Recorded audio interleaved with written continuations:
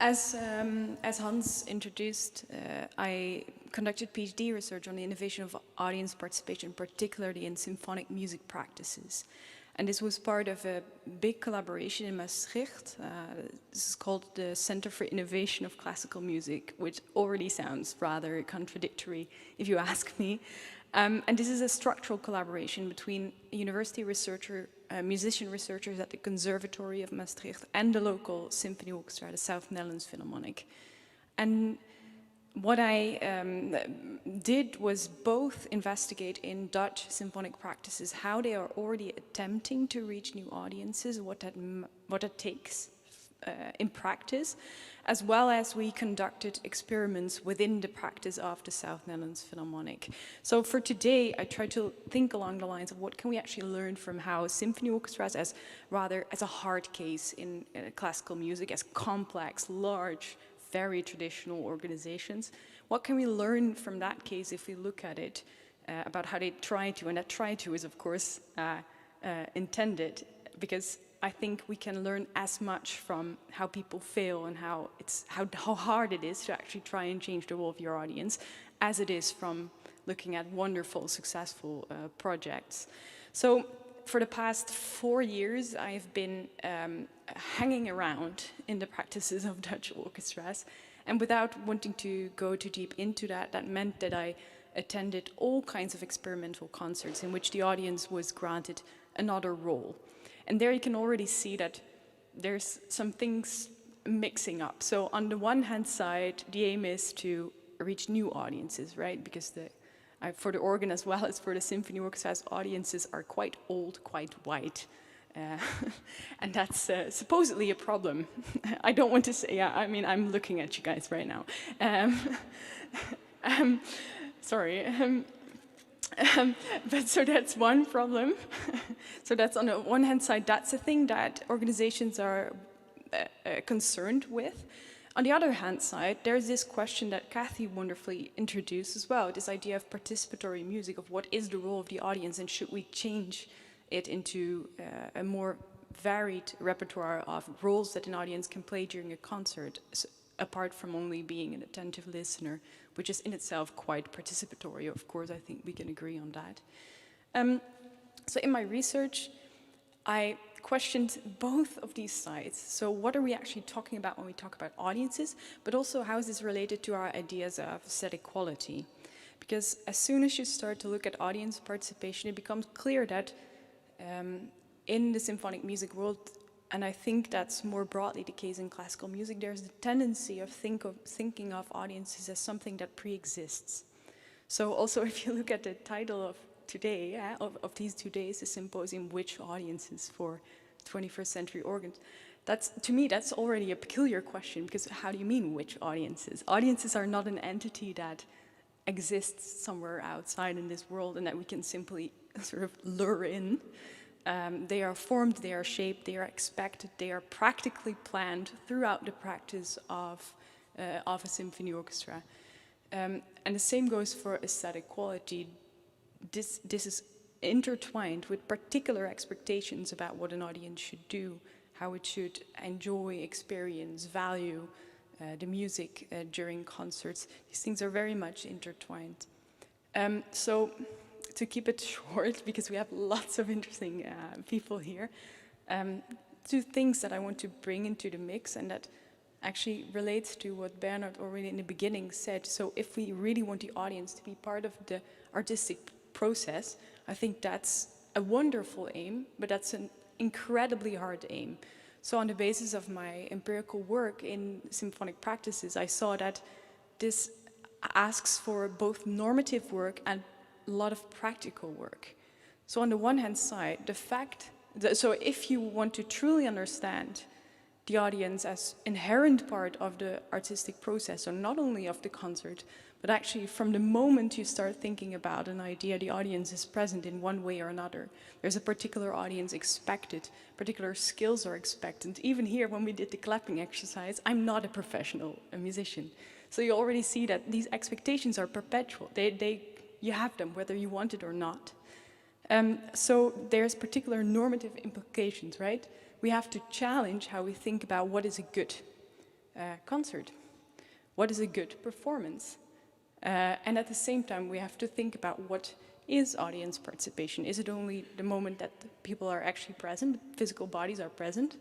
That can't be the case, because before everyone was here, these chairs were put down. These microphones were installed so you can hear me. And the people at home as well, it's even digitally mediated at this moment. So it requires another approach, not to see the concert as a sort of final product, but really understand music as a process throughout which aesthetic qualities emerge, but also throughout which particular audiences and particular types of participation emerge. So you have to understand, I argue in my dissertation, that music is work to be done, a notion that I borrow from Bruno Latour and Antoine Regnault. And to end practically, there's loads of practical implications as well.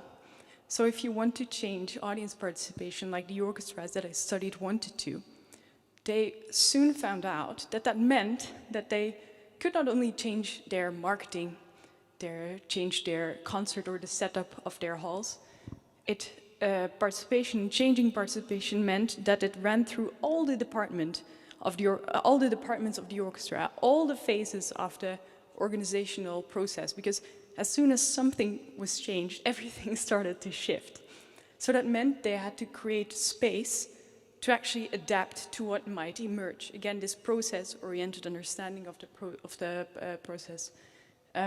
So that changes the material setup of expectations, of concert, quite logically, but also expectations, new competencies, not only of musicians, of production leaders, but also of audience members, and how you organize for that.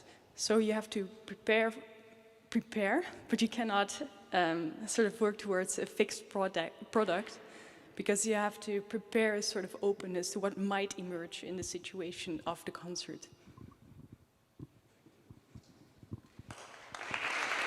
You stay there. Oh, yeah, you sit here. No,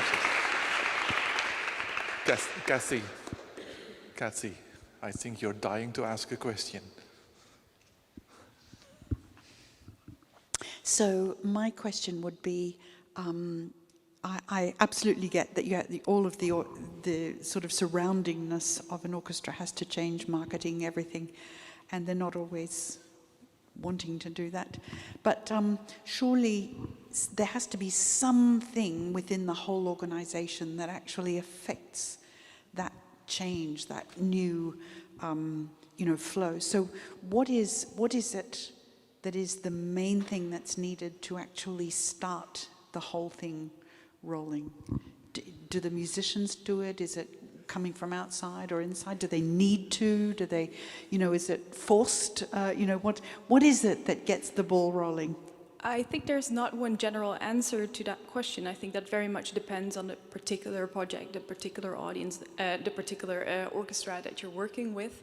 But I would say that it's generally assumed in the case of orchestras that this is an external force, right? So every professional symphony orchestra in the Netherlands has to try and attract new audiences. I think that's a rather pessimistic understanding of the situation, because as soon as you actually enter these everyday practices, you notice that, in fact, throughout the whole organization, so then I'm talking about the level of the programmers, but also the level of the musicians who are here, all of them, at least in the Dutch situation, involved in education project as well.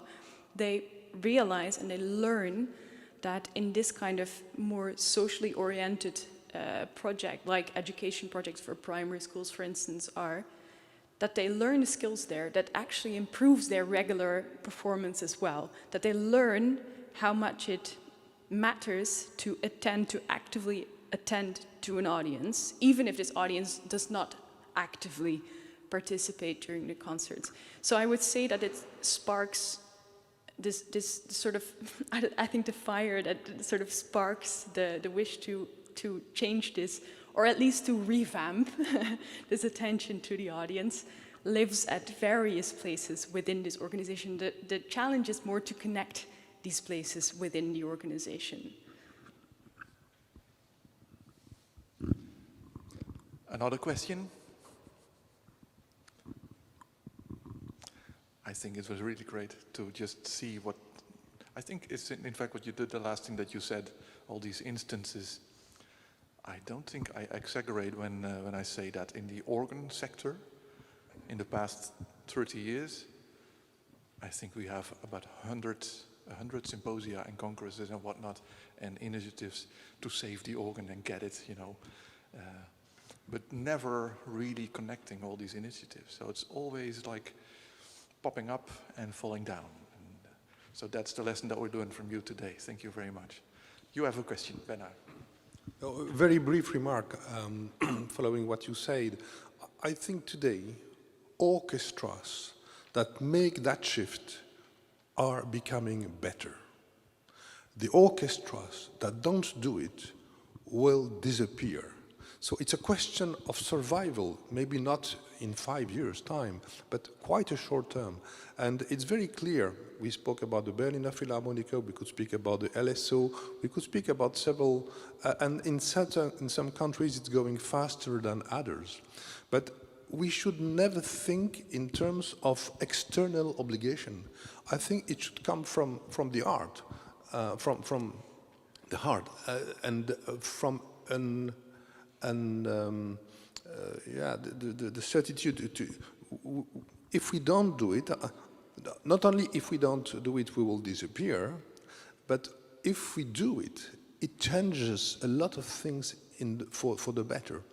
It gives more sense, more, and so on. I don't want to be too long now, but I think we can observe already now that the changes in the orchestras are visible. I agree, but I do think that